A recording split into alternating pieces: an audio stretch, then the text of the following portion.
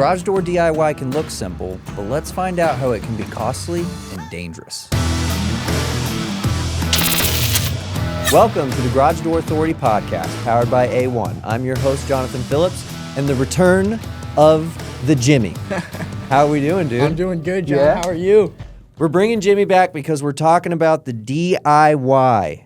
And if you haven't listened to episodes before, Jimmy is the guy that goes out and is supposed to make people smile, and he's very good at his job.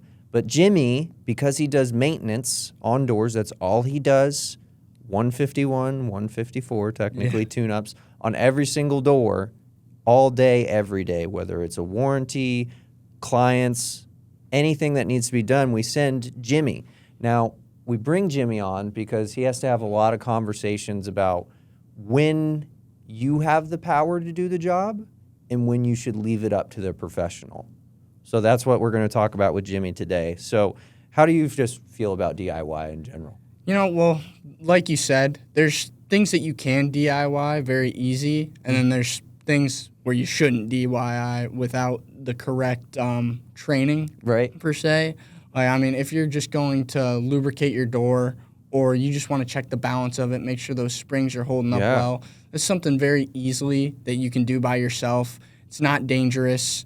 It's just something you can get in, do real quick, and get out, versus some of the other things like changing the springs on your garage door. That's a big one. Yeah. Or the rollers, the little rolly guys going up and down the track. That can be definitely a hassle too. Yeah.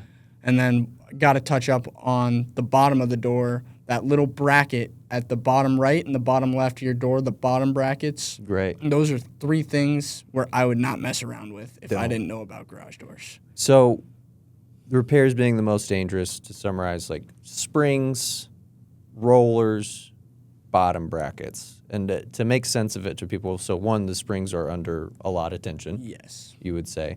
And what happens with rollers in particular that we see is people can change out rollers, and it seems very simple because you just have these little tiny 7, I'm not even going to say the size. I don't want to even encourage people.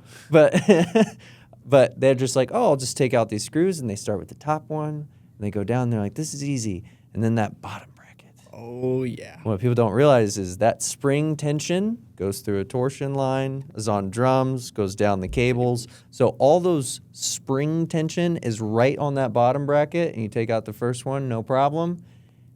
Take out the second one. Right when you get to that last one, you start to see it kind of... Yep. And then you go too far, I'm telling you, that thing will get you faster than you knew what happened. Yes. And it is, guess what? A sharp-cornered metal object, and it is going to move at a pace with a force behind it of springs that are supposed to move something that are 200 pounds, 300 pounds, 400 pounds. Yeah. It's the scariest thing when those pop. It's disgusting. It's like getting hit with a Jacob deGrom fastball. Just something you don't want to be on the other side With of. spikes. Yes, with spikes. So whenever we're explaining springs, why are springs, you were saying, change out? Why is that so risky for people? Well, the one why I'd say they're really risky is because of how unpredictable springs are. You could have brand new springs right out of the shop. Go to one of our garage door companies, pick up brand new springs, and when you're winding it up, that cone comes off the head, that winding bar goes flying, and now it's in the ceiling. And, I've seen that happen before. That's so scary.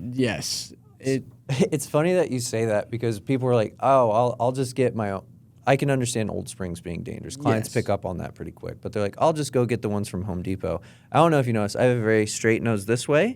But then if I turn to the side, it's very rounded. And that's because one time, a brand new spring, getting the tension on it, the cone popped out. This is a brand new spring from a manufacturer.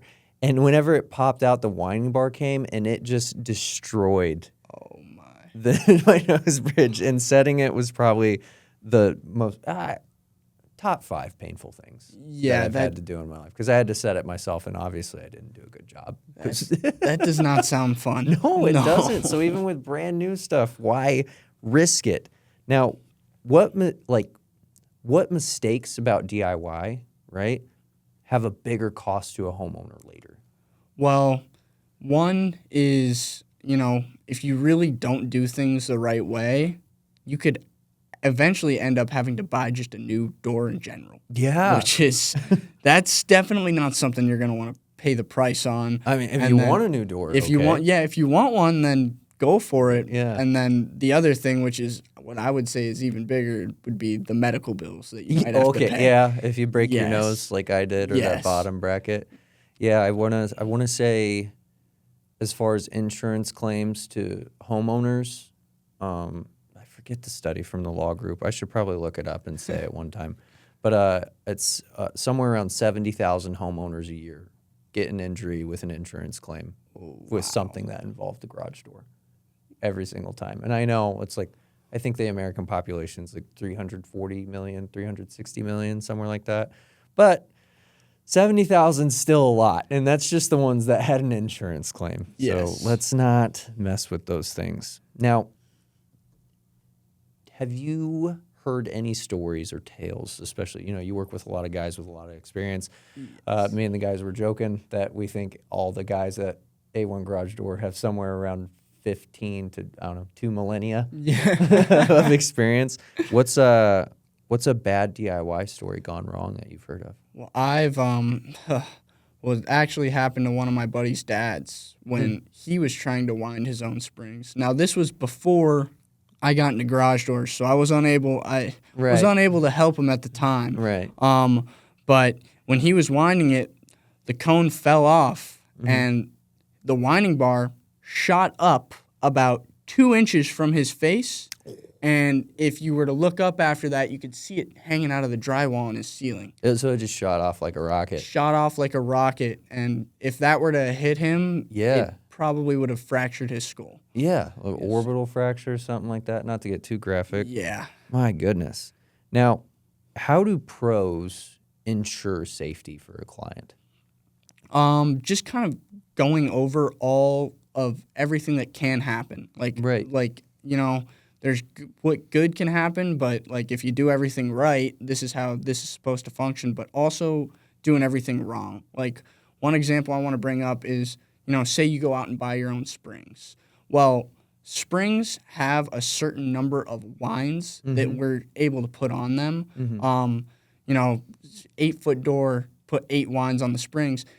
Now, say you lose count when you're winding that spring up and you wind it up 10 times and it's at its maximum limit and it just bursts on you. Yeah. So going over all the safety concerns on what can happen, on why you shouldn't do stuff, I really try and make that clear every time I'm in a house. I don't think people realize, it's not rocket science, but there's a lot of factors that go into picking a spring, and that's why we have the academy and train people. It's not just one part of it is the exact amount of turns. Yes. But it's the door's weight. It's the type of track that it's in. It's the door's height. It's the type of drum that's on the door that's carrying the cable. And then when you're applying the spring itself, it's not only how many turns, it's the wire size and component that it's made of. It's internal ID. It's how long the spring is. All of these components sit together in this perfect symbiosis. So people say, that looks like the spring that I have at home, whenever it could be a completely different wire size, ID, length. And some of those springs, especially to what you were saying, like have a max turn on them. Yeah. And a lot of those ones you get from the store are around 10,000 cycles. That's like the industry minimum. But they only work on, some of them only work on a 7-foot door, but 8-foot doors are common. 9-foot doors are common. And they try and wind it up to that 8.5, 9.5. And that's whenever you have a broken nose. And then you could be on a podcast one day and everyone make fun of your broken nose, even though you're supposed to be an instructor and know everything. I don't. I got my nose broke. I've had a lot of stuff broke, actually. But whenever it comes to DIY, what is the number one message that encompasses everything that we've talked about that homeowners, people trying to learn should know? What's the final message about that? Just really safety. Like, that's bare the bones. biggest one. Bare bones. But it is safety because, a lot of people, which is no problem. I thought this before I started working on garage that, the garage door just goes up and down. Yeah. It's the largest moving part in your home. Yeah. Like there's so many different variables and there's so many things that need to line up for you to have a successful garage door. And just not knowing all of that stuff is what can lead to injury and can end up hurting you to where you're either having to buy a new garage door or, you know, you're going to the hospital with a broken nose. Yeah. I think best case scenario, you broke it so bad you have to get a new door. Worst case scenario, every winter that comes around, you just got a little crick in your shoulder and you're still paying off the medical debt about it. But listen, brother, I appreciate you coming on to the podcast so much. It's always so fun to talk to you. You're always so warm and happy all the time. I just want to thank you. I appreciate you, John.